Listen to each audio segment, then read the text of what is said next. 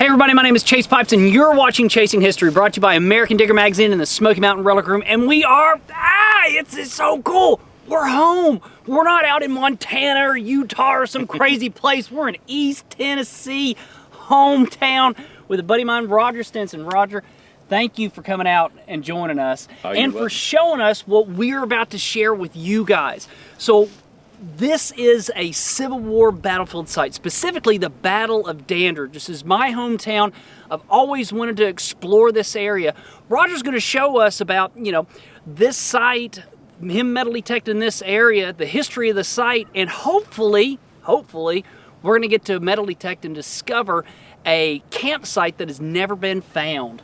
Roger, what led us to right here? Where was the battle? What took place? Well, actually, this little particular area you're in right here overlooks part of the actual battlefield of Dandridge. So where was that? Most of it was fought over here around the golf course that you see in the foreground right here. That's where most of the battle took place at. Of course, they had little skirmishes in different areas in Dandridge. They had them out on the Chucky Road, out on the Marshtown Road, which we're overlooking right now. Okay, so we're overlooking an old road that would have been there during the time of the Civil War. If you can actually look over here behind me, you might see some cars passing down the road. That's pretty close to where the old Dandridge Marshtown Road was at then. Okay, so why was there a battle fought here? Of all places, why Dandridge? Well, Dandridge had no specific strategic nothing to it. Right. What it was. That's the question. It's like, why are you here? The Union soldiers, their encampment was in the Strawberry Plains, their winter encampment. They were headquartered, some of them, in Newmarket. Then, of course, Longstreet had his encampment in Russellville, his winter encampment in Russellville, and all the forage was already depleted in those areas. So as they sent out cavalry to hunt new places and to check the enemy, of course, Dandridge here, it being along the French Broad River and all these fertile fields, that was the next land abundant full of forage for the Army. See, here's what's important is that these armies are on the move. They're not, supplied like our military is today. I mean, a lot of them lived off the land. The forage that Roger's talking about is feed for horses, grain for the men, meat for the men. And what armies did during that time is lived off of the land. This area had been completely exhausted by both Union and Confederate troops. And so one area that hadn't been exhausted yet was this big valley behind us, which is the French Broad River Valley. So you've got two armies that are coming out, looking for food and shoes and forage and just all that good stuff, and just happen to run into each other at Dandridge. This type of engagement is called a meeting engagement. That's right. What actually happened, the Confederates was already here. They were guarding some forage wagons along the French Broad River in our background here, and the Union cavalry, they sent the Union cavalry from over toward Mossy Creek to Dandridge. And as they were coming toward Dandridge, they run into the Confederates, and of course they had a few shots exchanged and pushed them out of Dandridge out on the Chucky Road.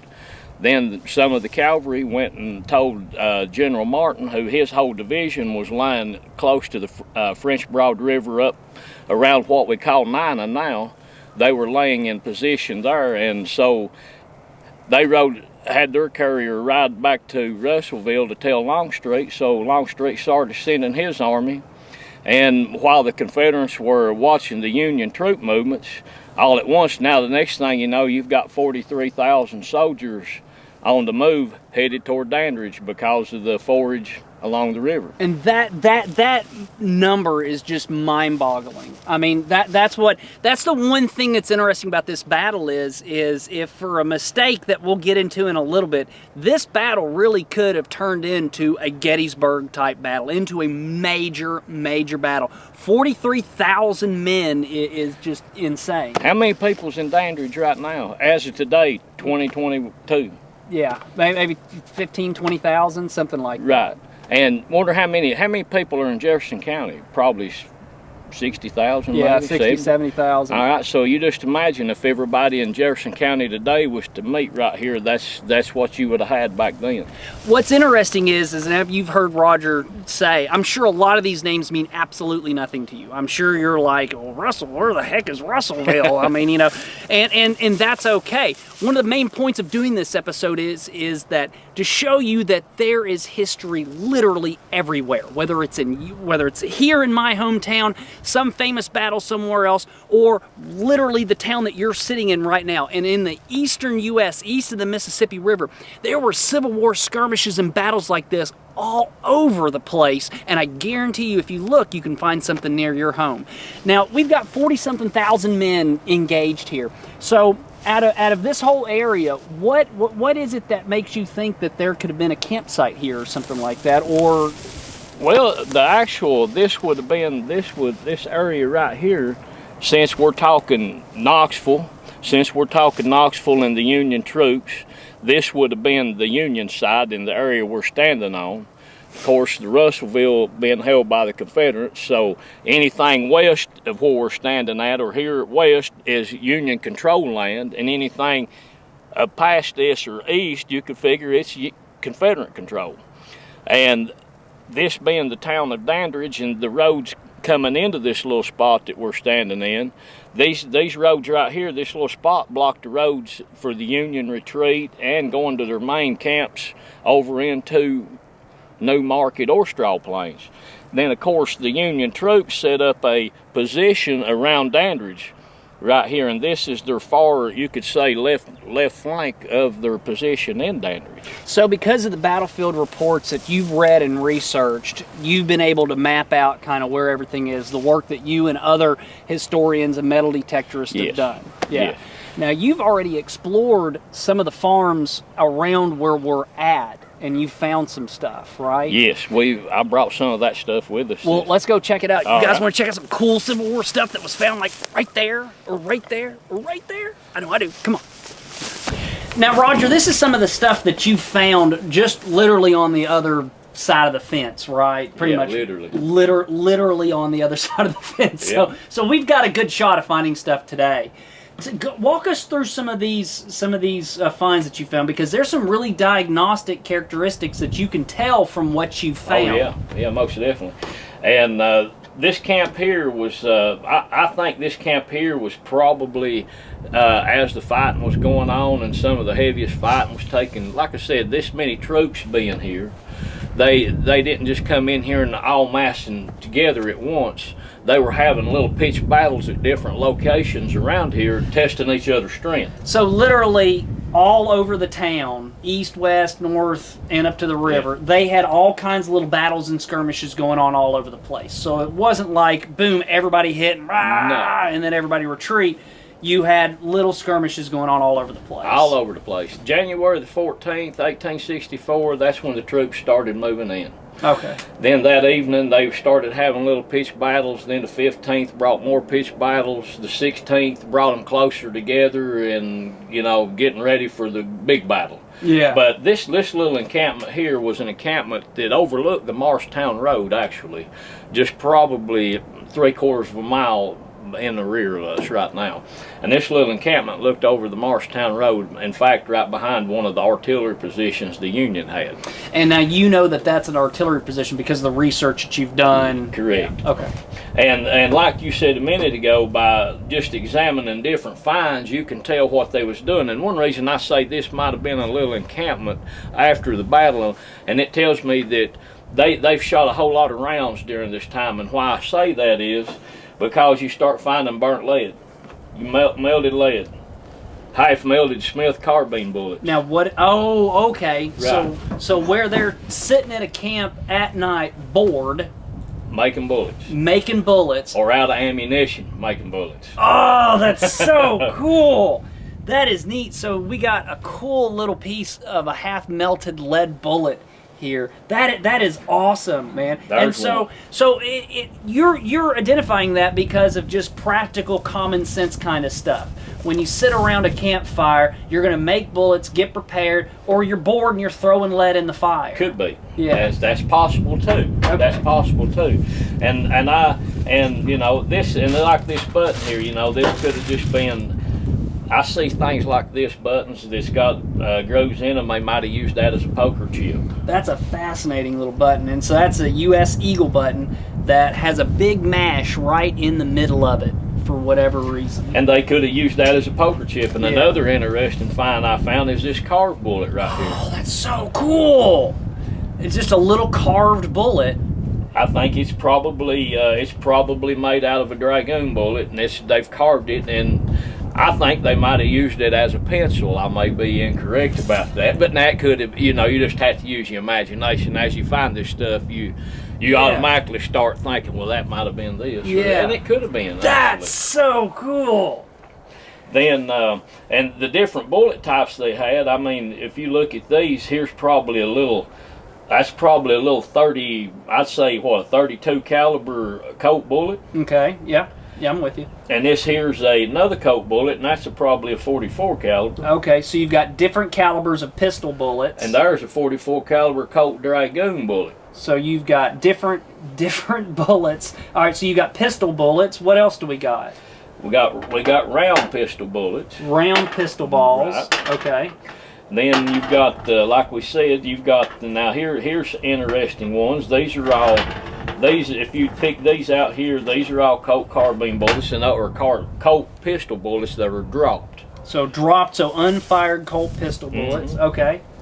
Then, as you can tell, these here, you can tell how they've laid on the ground for years before they actually sink in the dirt, and animals has actually come and took a bite out of the ends of them. You know what I mean? That's an interesting point, because sometimes you get bullets. You see a lot of bullets, and you see all these chew marks and stuff like that, and everybody's under the idea that they're hospital bullets, when in all actuality they're animals, moles, voles, things, and groundhogs, things in the ground that as they're digging they come across, and they're like, "What is that?" And they and they'll chew it and they'll spit it out, and then they were fine. That could have happened 100 years ago, and you find it 100 years later, and it's got the patina on it. It looks like it's been chewed, but in actuality, it's just a little varmint.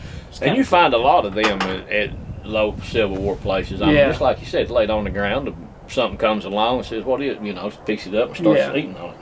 Now, you've got some bullets here. Tell us about these. Now, these are Smith carbine bullets, and these were dropped. And they've and like these, they've probably making those at the time, because right there's a gate mark out of the mold. There's a good, so there's a good mold mark right there. And that's another indication they were making bullets. But now these were were these used by the cavalry? Yes, those are those are 56 caliber. Those are 56 caliber Smith carbine bullets. Those were used by A.P. Campbell's troops. And so you found all these in one area. Yes. Okay, and see, that's fascinating as well, because you can diagnostically tell that this was a cavalry position because of the bullets that you're finding. Mm-hmm. What other kind of neat things? Then here is that is a Sharps bullet right there. That's a 56 caliber Sharps carbine bullet, and you can tell it by the rings on it and the hole in the bottom. Another cavalry round. Mm-hmm. Yeah. So you've got a lot of cavalry stuff going on here. What other kind of things are you finding? We have a sword hanger that we also found. That's a sword hanger. Oh, that's neat. Mm-hmm. Found that. And it's an old break too, so this broke could have happened during the battle. During that time. Yeah, and fell off. And I think, of course, me and another one of my buddies, we metal detected that site, and he's found a lot of stuff too. And we found several sword hangers. And different little buckles right there in that one particular area. It was almost like that threw their belt down, or it just fell off. Yeah. And here's another interesting piece. That's actually a keeper for a belt plate. Oh, that's so cool. But unfortunately, no belt plate. Right. Yeah. Well, at least not yet. Maybe today will be the day. It might be in there, but now that is the keeper for it.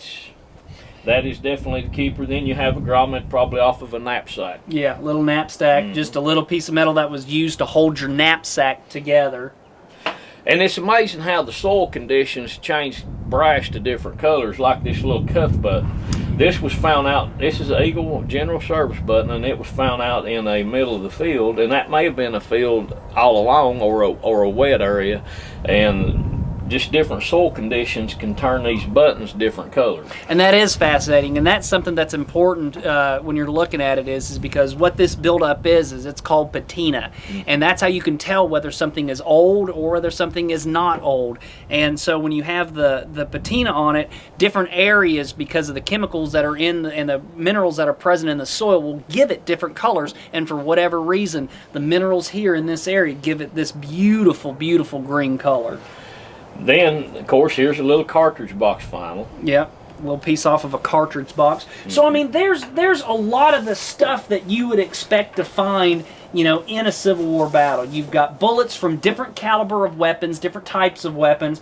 You've got uniform pieces and parts of sword, cartridge box, you know, knapsack hooks. So it's the kind of things that you would expect to find in a battle. And here's another nice little piece that I like, because that's belonged to the soldier. He's probably carried that from home at one point in time, and that's the little mouth harp. That, I think, is the neatest thing in this whole frame. And this could be something that's indicative of the camp. You know, sitting around camp, and what this is a little mouth harp, and you put it in and you play it like this, and it makes, you can play tunes on it. Typical music of the day. But it and harmonicas were probably the two most carried instruments during the American Civil War, was this and a harmonica. And one more little interesting bullet, and there's a Burnside carbine bullet with part of the casing still on it. Oh, that's neat. So this bullet actually had part of the metal cartridge. Yes, and it was shaped like an ice cream cone, that casing. So this is one of the first metal cartridge bullet. One of the fascinating things about the Civil War is that there were so many new bullet technology, so many new things to improve how men could fight and what weapons they were used. And you saw the invention of cartridged rounds, where you had the bullet and the gunpowder encased in a metal sleeve. That starts at the Civil War, and this is one of those foundational bullets that had that. And you know the funny thing about that still had the hole in the back of the brass casing that you still had to set that cartridge off with a cap. Really? I didn't know that. You still had to set it off with a cap. That had a little hole in the back of the casing that when the cap went off, it shot a spark in. Huh. That's pretty cool. Well, this is some great stuff. Was this the kind of stuff that you'd expect we might find today? Oh, yes, very. I would say the Smith carbine bullets, I would say that'll be the typical, everything we got here will be the typical what's probably laying in this field. Unless this might have been a Confederate cavalry position, because maybe a half a mile across from the position we're at right now was actually a Confederate position that I've also found a few bullets over there. And here is a dropped infield bullet. Okay, so you can tell which bullet belonged to which side. Yes. Okay. There's no doubt that the infield bullet, it being slick like that, that's a Confederate bullet. I mean, that's what the Confederacy used. Yeah, this was the mainstay bullet of the Confederate Army, was this infield. Yes. Yeah. So that's one of the things that you can use to tell whether you're in a Confederate camp or not. Yes, that's one of the things you can tell. And so is this ringtail sharps. That's another Confederate bullet. And so we're not too far from a known Confederate camp, right. And so it could have spilled over into here. Right. You have to look, Confederates and Union soldiers held this area at different times. I mean, there's Confederate camps all over this area, as well as they are Union camps from different times of the year. I mean, right up the road from where we're standing, you also had the Battle of Hayes' Ferry that was fought before the Battle of Dandridge. And I know this all sounds confusing because we're talking about names and places and people switching sides and everything like that. But I mean, that's the way it was during the American Civil War. And the only way that you can tell is by, what happened where. It's by doing what Roger does. And what we're going to do is go out and explore it, find it, document it, and save that history before it gets developed. Because we got a real beautiful view here today, but in another 50 years, there'll be homes all over this place, and everything, the soil will be disturbed. So, you got anything else you want to add? Well, just like what you just said, we've already lost several of the sites in here right now. I mean, the Dandridge Elementary School. That took up a big part of the 15th Pennsylvania Cavalry encampment. Yeah. Oh, one thing I want to do real quick. Let's do this. I want to show you guys a map of the battle site and talk over why real quick. You know, we think this is a good spot to hunt. You want to do that? Let me get the book. That. Hang on. One of the things that you've got, no matter where you are in the eastern United States, is you have got some kind of Civil War activity. And around the 100th anniversary of the Civil War, all these great local historians wrote awesome little books on the Civil War happenings in their own hometown. And I guarantee you that if you go to your local library, you will find an awesome book written about the Civil War in your hometown. One of the things that we have in our area is we've got a phenomenal book that was written by Cleve Smith about 30 years ago called Campaign to Nowhere. And Campaign to Nowhere pretty much really what we were talking about at the first of the video, that Dandridge was no strategic military point. There was no railroad or anything. The Campaign to Nowhere, like Cleve said, it was really just over foraging for food and survival. I mean, there was no point to it at all. Except for just let's find food. This was my forage ground, and we're running you out. One of the things that Cleve did is he used a lot of local maps, or he made a lot of maps that didn't already exist by getting into the official records of the War of the Rebellion and recreating maps of the area. And he would back up those maps by what he was metal detecting and finding archaeologically. So we've got a great map of the area here that we want to show you guys where we're going to be hunting. So where are we in relation? So here's the town of Dandridge right here. Okay, so where are we at? Right now, this is the Morristown Road we were looking at behind us a while ago, and right about here is where we're at right now. I would say somewhere right in here, because all the relics we were looking at earlier came out of this position right here, out of Campbell's position, and kind of like Chase said a minute ago, this being the town of Dandridge, to give you a little more look at it, this is Hopewell Church right there. Okay, so that's Hopewell Church. Yes, and that's got an awesome ringtone right there. And this is the lines that surround the town. The town. As the fighting increased and it went from little pitched battles to more general fighting, on January the 17th, by the end of the day, this was the Union line that surrounded the town. Okay. January the 18th, the next morning, would have been the major engagement. Okay, and because we're here, because you've got stuff that you found right here, and there were all these little encampments and pitched battles literally all over the entire town. I mean, you've got 43,000 people here. I mean, there's a really good chance that where we're at, we can find something. Really good chance, because like you said, you don't know where you're going to find stuff at, because even though this has been documented, this one little spot right here, these relics came from a spot right in that area right there. Even though it was documented, evidently it's just been something that's been overlooked. Yeah. And it's just probably like this. There's so much going on and so much troops, 43,000 soldiers.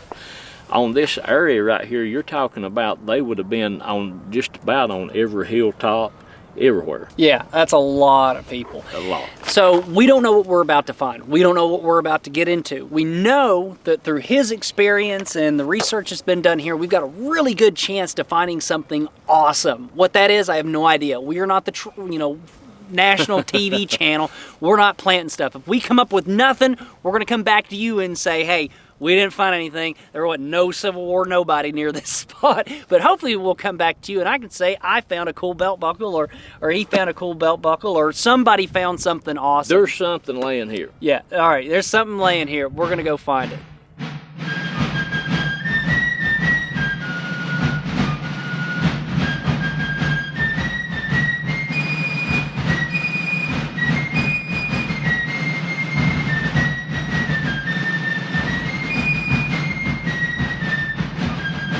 All right. No horseshoe. No horseshoe. What period do you think that horseshoe is? Well, I think. Roger? Well, I'll tell you what, that looks like kind of looks like a donkey shoe, don't it? So more than likely a draft animal. Yeah, it does. That looks like a draft how shoe. fat it is up here on the head. That looks more like it's got some wire on it. See how it's wore off here in the front? So more than likely something for a draft animal, because all of these fields would have been plowed and would have been farmed. But you know what that's a good indication of is that nobody's hunted this. That's what that's a good indication of, because something like that gets gobbled up real quick. We definitely know there's a horse up here. Isaac, awesome find.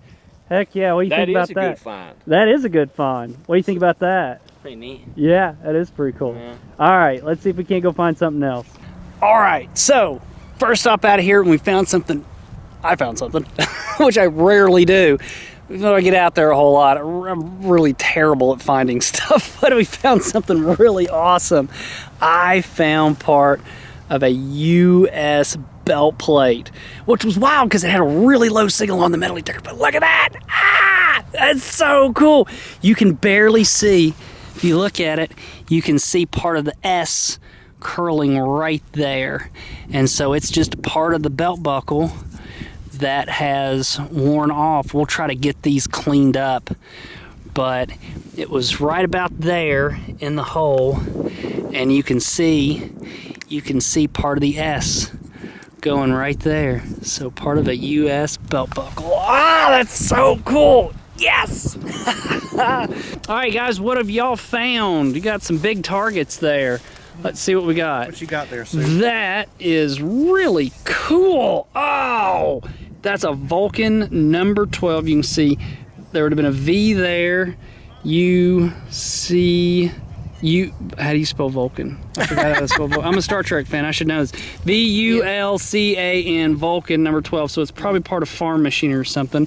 And then you, Austin, have got a big piece of iron or iron pot or kettle or some barrel, or I don't think this is Civil War, but it just is something, still something cool. So we got a find. We got a find. Nice, nice. Well, we've had a great day out here hunting this site, and that's the thing, you have no idea what you're gonna find. I mean, what do you normally find on a day when you're spending several hours out hunting? We usually find bullets, or maybe find a button if we get lucky, some horseshoes, square nails. I mean, just anything that might have dealing with where they've been, you know, where the soldiers have been. You might even find some old utensils or anything, you know, I mean. And this is a brand new site. We had no idea what we were gonna find out here. And the only thing that we found, well, Isaac found a horseshoe. So Isaac found a horseshoe. And we also found some parts of some plows and stuff like that, little plow points. That's old, I don't know. That's not terribly old. That's probably 1870s to 1910, somewhere around there. Dang, I've not never seen. Well, it might just. That's one of those. One that bent. That's one. Well, that's one of those plow points that curve around and dig into the dirt like that. Right. I'm not. Let's see that for a minute. You look at that. See what your 2 cents on it are. But here's the horseshoe that Isaac found. So that's probably a draft animal. The thing that you got to keep in mind is that, you know, the main mode of transportation, you know, before 1930 really was horses. So there are horseshoes all over the United States. So just because you find a horseshoe doesn't mean it's from the Civil War. More than likely, since we've got a plow point here and since we've got a horseshoe, we know that this field would have been part agriculture at some point. So it's probably a horseshoe off of a draft horse or a draft animal considering its size. So I would have to agree with you on that, because like you said, I mean, there's a plow point and a horseshoe. It's a good probability the old farmer was out here plowing up the field, wasn't it? Yeah. Even though we didn't find any bullets, even though we're really close to the battlefield, if you look behind us, there's a white house right behind us. That's where a major portion of the battle was being fought, was in that, where that white house is right behind us. But we did find something. We found, this is so cool. Probably one of my favorite things was this right here. This is part of a US buckle or box plate. And to show you how it worked, I have out of the store a US buckle and box plate, and the S would have fit right there on that. So that's what we got right there.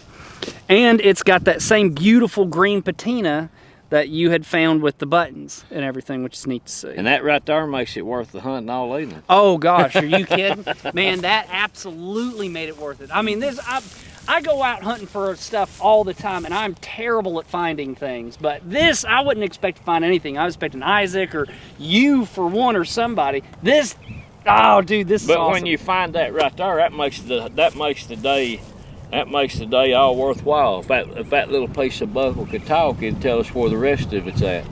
Yeah, that's right.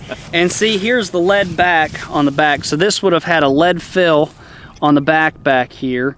And then this is the brass top, and this piece right here is where this has been ripped out or thrown.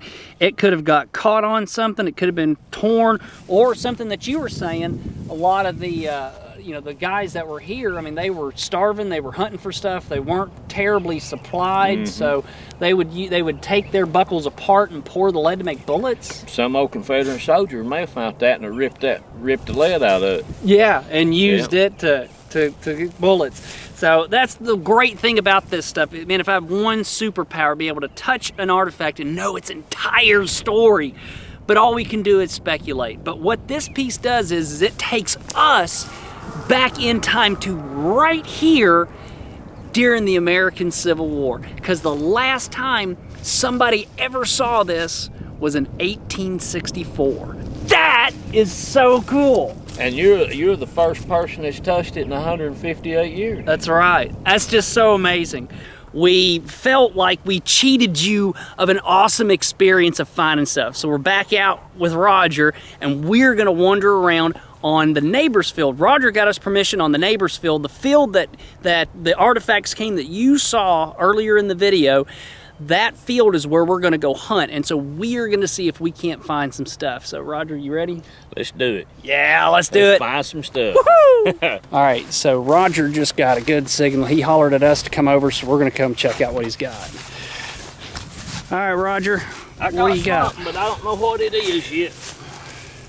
So all right, so what do you think it is? What is it that made you stop? 18 or 19 on my machine. It could be anything really, Chase. It could be something between a bullet, a casing, like a Spencer casing, okay, or it could be a button. So when you say it reads 18 or 19, so your machine pulls up numbers, and that tells you what kind of metal is in the ground, correct? Well, it does. It just really, I mean, it tells me if it's ferrous or non-ferrous. Okay. Because if it's on the plus side, it tells me if it's ferrous, if it's or non-ferrous. But here's the thing about it: it being like that, numbers. It's really, even though it tells me 18 or 19, it's really by the sound, what sound it makes. Okay, so it's not just the numbers, but it's the sound as well. Because I hear the sound and it sounds like a good sound. Okay, all right. Well, let's.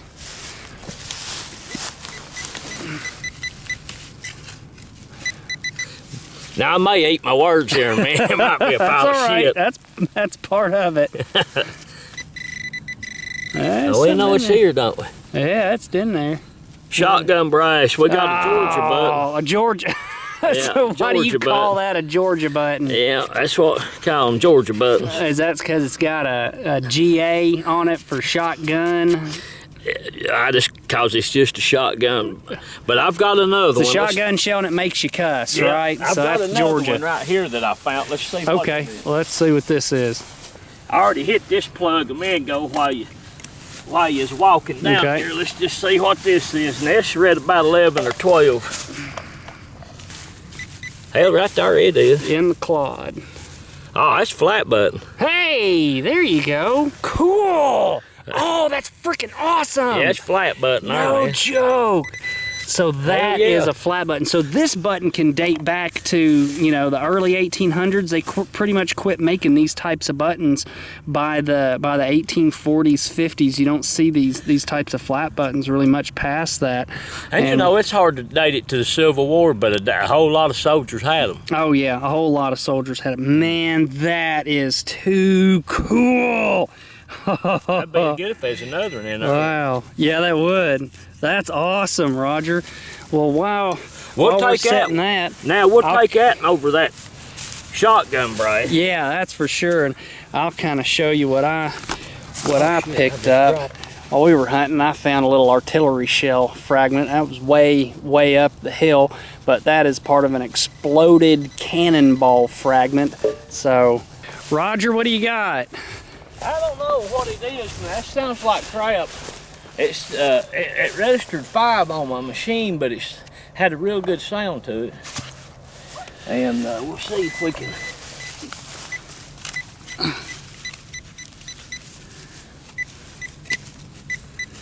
So that's a little pinpointer that you use in order to make your work a little easier. Yeah, that's about what it is. Well, I said I had something. It ain't ringing loud, whatever it is. Hold on. There you go. Boy, that's tiny. Whatever it is, it's oh, here it is. There it is. And what's that? Looks like that lead. Looks like lead, yeah. Oh, no! You know what that is? Round ball? No, that's a base off of a Williams cleaner. Is that what it is? Yeah. No shit. No joke, Well, no yeah. joke. That is a... Alright, so the Type 3 Williams cleaner was probably one of the most important bullets that was used by the Union Army. What that bullet was is that had a little washer ring around the base, and they would fire one of these for every 10 rounds. As you fire black powder rifle, the barrel and the rifling gets filled with all kinds of, you know, gruel and grub and stuff, and so they needed, every now and then, they needed something to clean that out, especially in battle.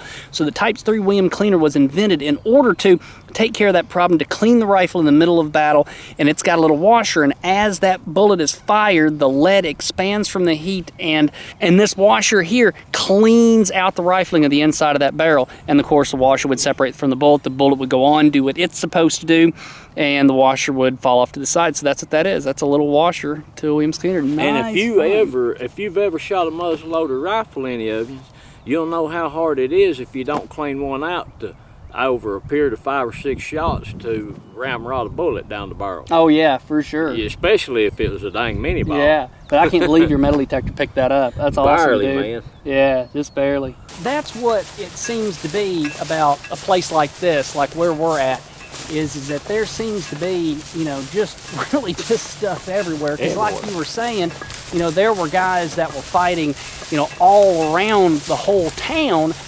and it's just, you know, we just found, you found your little flat button, and I found a little artillery shell piece, and so there just seems to be stuff everywhere. But, you know, like on that flat button that you found, you know, we found plow points and horseshoes and stuff out here, so, you know, That could have been an old farmer's button. Exactly, it could have been an old farmer's button, and that's the big thing I want to get across. A lot of times when you're out hunting, you can really get, you know, Civil War zoned in, and think that the only thing that can be found out on these sites is a battlefield this, or a camp that, or a Civil War soldier, whatever. And what you got to keep in mind is that these guys, you know, there were people all over this land that we live for hundreds and thousands of years. Way before the war, you know. I mean, Way farming before. it, That's right. breaking across it, exploring. Yep, all this area, it's so hard to fathom, but just about every inch of ground east of the Mississippi had a plow on it at one time. At one time or the other. I mean, seriously, or was logged, but a lot of it was plowed because that's how agriculture worked back then. So, you know, with that many people walking the land, they're bound to lose stuff. So when you're out Civil War hunting and you find a flat button, don't assume it's a Civil War battlefield drop, you know, button. More than likely it's, you know, just a farmer plowing his field, went home, made his wife mad because he lost his button. Yeah, that's true. And you know, I mean, because most of the times, like you said, you're gonna find something that's Army related, that you know it's Army related. Right. Well, it's like that little artillery shell fragment that I found. That's definitely, I mean, the only time, unless somebody had a, you know, secret cannon blast, which this is East Tennessee, you have no idea. You have That no is true. idea. So, unless that was going on, more than likely that was part of the battle. What was interesting about that is just how far away it was. Because you look right here how far it is. Yeah. That's that's a good 3/4 of a mile. Right. distance. I mean, way back behind us, back as far as you can see on them hilltops, that's where the cannons were placed, or at least one of the places that we know that they were placed. And we're finding the artillery shell fragments, you know, 20 feet behind me. So that's a long way for a cannon. So, you know, with little battles like this, and that's something to keep in mind, is not everything got wrote down. And that's why it's important when you're out doing stuff like this, is not just a, hey, whoa, cool, look what I found, it's a great find, but to record your finds, because one day somebody may want to try to put that together, try to get a better understanding of the battle at large. So one of the things that we totally forgot in all of our excitement and hunting and disappointment and excitement is the coolest story about this entire battlefield. I think it's one of the most hilarious things of the Battle of Dandridge that took place. Roger, what happened at the end of the Battle of Dandridge? Why did this not turn into Gettysburg? Well, the reason why that I've researched that it didn't turn into Gettysburg was because, as we were talking earlier, as they were having these little pitched battles throughout and around Dandridge, testing each other's strength. Well, during that time, on the 17th of January, Philip Sheridan and the part of the Union engineers, they were constructing a pontoon bridge across the French Broad River, or so they thought. As a way to get out of there in case there was trouble. Right, that was their retreat over in through the Sevier County part, and that was how they were going to retreat out of Dandridge area if they had to. But needless to say, by nightfall on the 17th, and all the forces was gathered together, the Union force was pushed back toward town. Then the Confederate forces was right in front of them. Surrounding them. Waiting on Gettysburg to happen the next day. Somebody come galloping back to General Park and at the Hines house where he was headquartered in Dandridge and said, General, we're got our pontoon bridge on the island. Can you imagine? I mean, having to, so, all right, men, we're completely surrounded, our backs up against the river. Get us an escape route. All right, General, I'll build a pontoon bridge. And then building a pontoon bridge on an island, and then realizing that at it's night, you're surrounded. I mean, how do you go tell your commanding general that? That has got to be the greatest fuck up in all of Civil War history. In all of history. History. Because, you know, at that point in time, you know, they thought about, well, maybe we could go ahead and bridge the other part of the river. And they're like, no, we don't have time for that. So at 9:30 on the 17th of January, the decision was made, and it was passed along the lines, build great big huge fires like we're camping for the night. Oh, that's interesting. Mm-hmm. So they did. So they built big huge fires, and at the same time they was doing that, they were on the march. Wasn't there a huge rainstorm that came down during that time? I think the day before, a couple of days before, but it might have started raining a couple of days before that. The ground was cold and it turned to nothing but mud. Okay. But but on the way to Dandridge, a lot of these Confederate soldiers, you know, they didn't even have shoes on their feet. Some of them's feet was wrapped in rags, and some of them was barefooted. And they actually, you know, they were talking about leaving bloody footprints in the snow as they were coming to Dandridge. Wow. But now that was one of the reasons that they couldn't pursue them the next day, was because the road was so cut up and muddy. By that time, the temperature had got above freezing, and everything melted. Yeah. Guys, the reason why we wanted to do this episode is to show you guys, this is my hometown. This is where I'm from, where I live. This is East Tennessee. And in my hometown, there's incredible history out there to discover and to find. The thing is that in your hometown where you're at right now, especially if you're east of the Mississippi River, you've probably got some Civil War stuff or some stuff from another bit of history out there to find. All you gotta do is get out there and do the research and find it. And I know you can find something awesome. Go explore your hometown and your history's hometown and do what you can to save a little bit of that history before it gets lost. Because I guarantee you, with a view like this, in 100 years, there's gonna be houses all over the place. If it takes that long, you know. If it takes that long, yeah. Roger, you got anything else to add? No, other than we've had a good evening. I mean, that made it all worthwhile finding that little piece of the U.S. plate. Heck yeah. Well, man, dude, thank you so much for being our guide. Oh, yeah. Anytime. If you guys want to get a hold of us, you can find us at the Smoky Mountain Relic Room. You can Google Smoky Mountain Relic Room or therelicroom.com. You can check us out on Facebook at Chasing History or the Smoky Mountain Relic Room. We've got Instagram, all that good social stuff. Do you do Twitter? No, I don't do Twitter. You don't? Are you a fan of Twitter? Well, I mean, I get on it every now and then, but I'm not real big on it. You're not real big on it. You don't have a Twitter account for them to follow. No, I don't. But I could probably set me one up. What would your Twitter handle be? That's a good question. I'll have to think about that. We will never, ever, ever be on Twitter. Roger, thank you so much, man. We appreciate it. Be sure to like, subscribe, comment, let us know how we're doing. Hopefully the wind's not too bad this time. And remember, history rocks. Woo!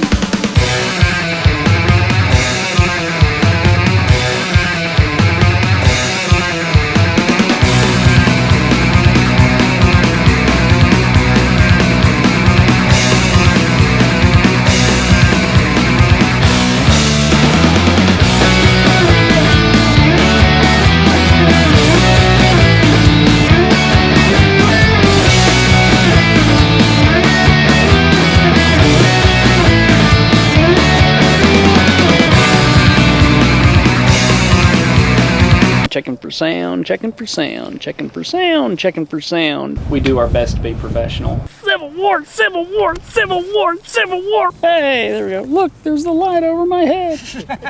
Jesus is shining down upon us. Stop it and start it again. I'm sorry. No, you do that. You do. I don't do that. How do you tell the general? Like, I'm not telling him. I know you tell him. No, you go tell him. You're the dumbass that built the bridge onto a freaking island.